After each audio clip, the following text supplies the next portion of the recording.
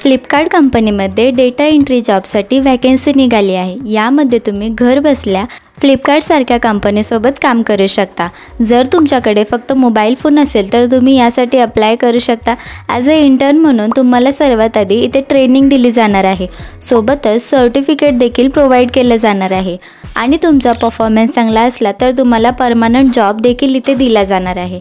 चला तर मग यासाठी अप्लाय कसं करायचं आहे ते सांगते, बट त्याआधी क्वालिफिकेशन डिटेल्स आणि कंपनीची बेसिक रिक्वायरमेंट आपण जाणून घेऊ। तर यासाठी तुमची 12th पास असायला हवी किंवा ITI किंवा डिप्लोमा झालेला असायला हवा। बेसिक इंग्लिश कम्युनिकेशन तुम्हाला करता यायला हवं। सोबतच तुमच्याकडे एक स्मार्टफोन असायला हवा प्लस गुड इंटरनेट कनेक्शन असायला हवं आणि ही सर्व फीचर्स तुमच्या मोबाईलमध्ये असायला हवेत। चला तर मग यासाठी अप्लाय कसं करायचं आहे ते सांगते।